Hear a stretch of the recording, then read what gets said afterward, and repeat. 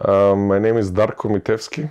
I'm originally from Macedonia, from Skopje. At the moment, I'm living and working in Bremen, in Germany. I'm head of NaturKultur e.V., which is NGO that is organizing international mobilities for young people across Europe. And I'm head of Kulturhaus, which is social enterprise that is providing space for NGOs and other types of organizations to do their training activities there. So kind of like a training center. How did you decide to become a social entrepreneur? Well, I was entrepreneur at first. So for several years, I had my own company. It was a business development consulting company. And I was working with small and medium enterprises, trying to reorganize them, to put strategy behind the business, or to develop different processes to simply to reorganize them so they would function much better.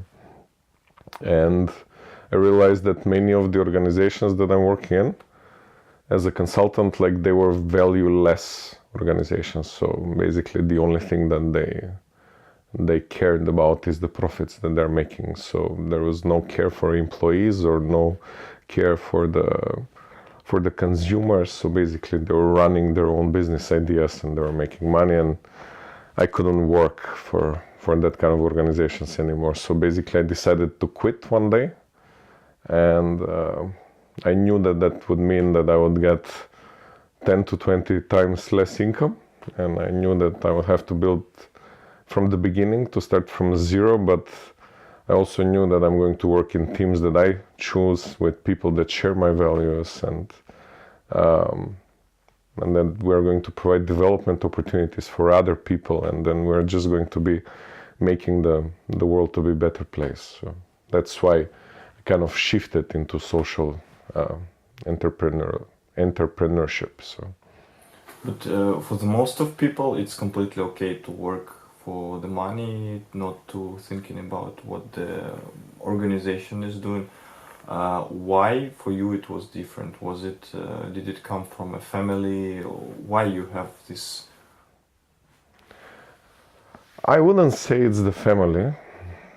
I would say that the entrepreneurial spirit came from my family, but not the social part of it. Like I would say that the groups of friends, the social groups that I belong to, like we had like this kind of conversations. I was working as a student in different development NGOs for young people, and then like those core values got like deeply embedded in me, and then it's kind of like returning to my roots when I started this social enterprise, to something that I believe in, and to build it together with those friends, to build value-based teams that share common value and common goals.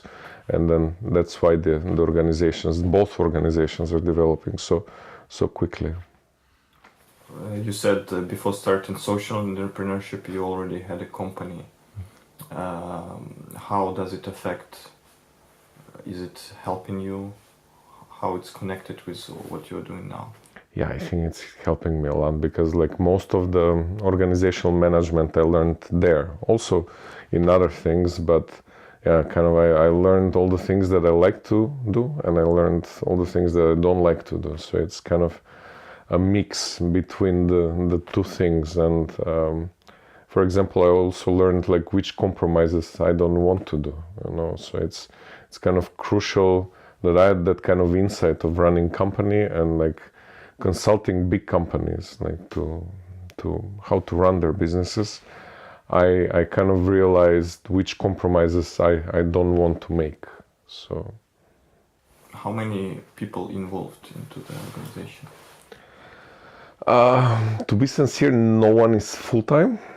Everyone is project-based, but like that doesn't mean that like they have sustainable incomes.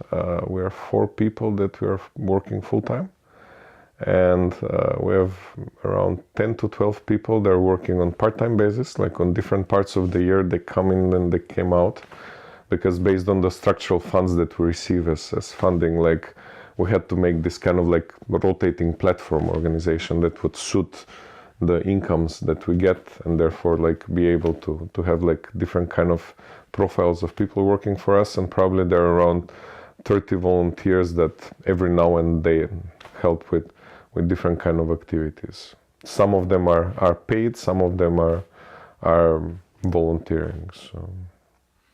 And how do you find like motivation for the people? What's a key thing you think is important to work is in this field? How?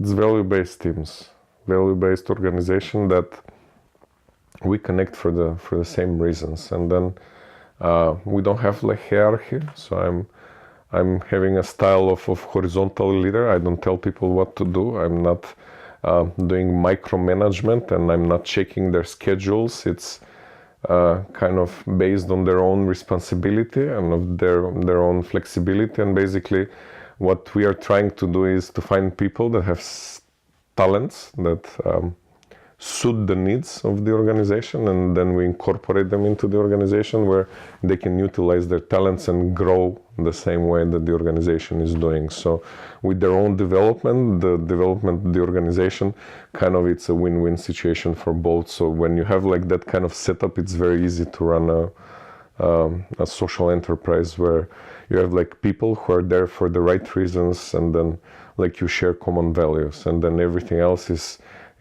basically like we're a very resourceful team that like finds answers for all the challenges that we encounter on the way.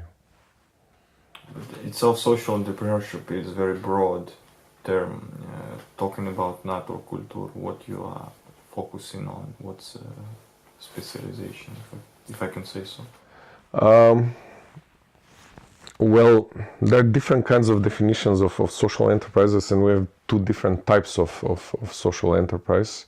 So NaturKultur is purely an NGO that gets funding for their activities, structured, dedicated funding, that only part of that funding we decide what can we spend it on, like on the things that we think.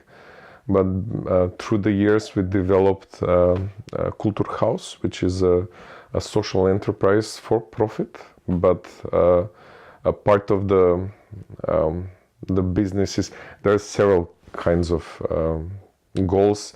One is community based, that like we want to develop the community, where we're going to do community based projects. For example, a lot of the activities, the neighbors will be involved, and then we are going to send the kids and all the youngsters from the neighborhood. We are going to send them on international mobility activities, and we're going to bring a lot of internationals that are going to mix with the community. So basically this cultural exchange, but also infrastructure. For example, parts of the road has to be fixed, or the bus stands have to be fixed, and then like we're asking our youngsters, like as part of their development activities, to work on fixing those bus stands, or like to build benches for the community. So basically there are a lot of activities that we kind of mix together with the local community.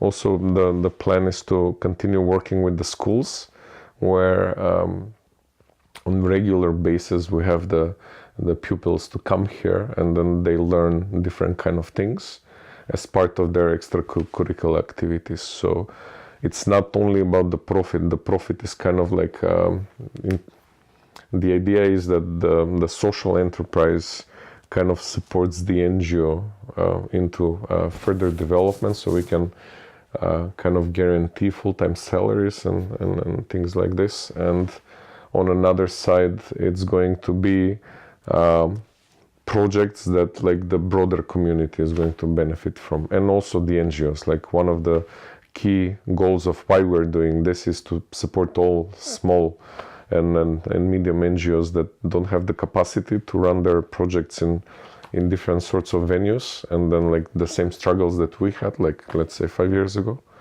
and like we're going to support them. So they're going to have special conditions, they're going to have discounts on their prices, just so we kind of give them help in order for them to develop and to continue doing community-based projects. Commercial organizations and NGOs have different measures for success. How would you categorize NaturKultur? What's a measurement for you? I would say several ways. Like we're kind of like a social enterprise, an NGO, but like we take the things like very professional. So basically we're doing statistics on the satisfaction of the participants from our projects. So on each project we do a very detailed evaluation process where not just we want to measure our success on one side, like to see do they like or not our activities, but like we take detailed feedback in terms of written forms, but also in terms of interviews of what are the improvements that we can make. And then we sit down with our team and then we're talking about how to implement those improvements. On another side, like the recognition comes from the donors of more and more projects that we get funded, and then like the level of the importance of the projects, it's getting increased. For example, we are leading a project that's called Trainers Library. That's collecting resources for self-development of trainers who work with youth groups across Europe. That it's a 2 years project with very large budget, and then like we are running it together in partnership with other organizations. So the trust that has been entitled to us from the donors, it's kind of one measurement of success. So. And can you mention the projects in particular you are proud of? There are many projects. I just mentioned like Trainers Library.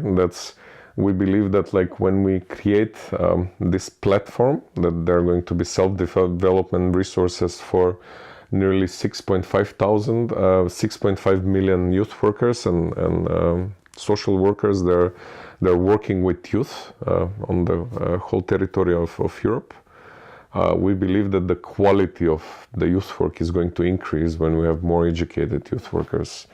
Another project that we have been working on is called Spark Catcher, where we were doing a year-long research of how to provide entrepreneurship opportunities for young people with fewer opportunities. So in fewer opportunities, we consider people with disabilities, early school dropouts, drug addicts, delinquents, and other kinds of vulnerable groups that they're not integrated in society. They're kind of stuck in a certain moment of time.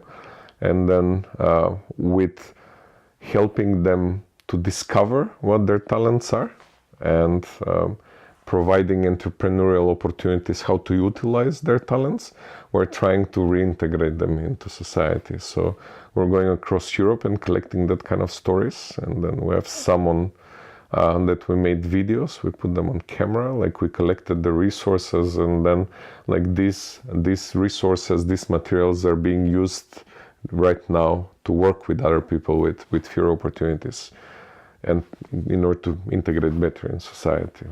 There are many other projects where we do just like cultural youth exchanges, or we're involved in all the processes of improving the quality of youth work in Europe on political level, let's say advocating for the rights and working conditions for the NGOs to provide better structure of the funding, so we have more freedom to decide or more freedom that will allow us to drive our own development rather to kind of use whatever is left from the funding in infrastructure and in people. So.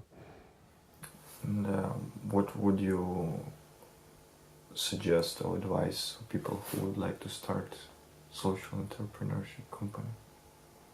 to all the people who want to start social enterprises, I would suggest to go for it. You know, it's a totally different kind of challenge than working for a typical company, because a lot of different parameters take place. It's a different structure of the team. It's a different set of roles and responsibilities. There are different kinds of motivational factors for the employees or the team members. The celebration is different. The cohesion within the company or the organization is different.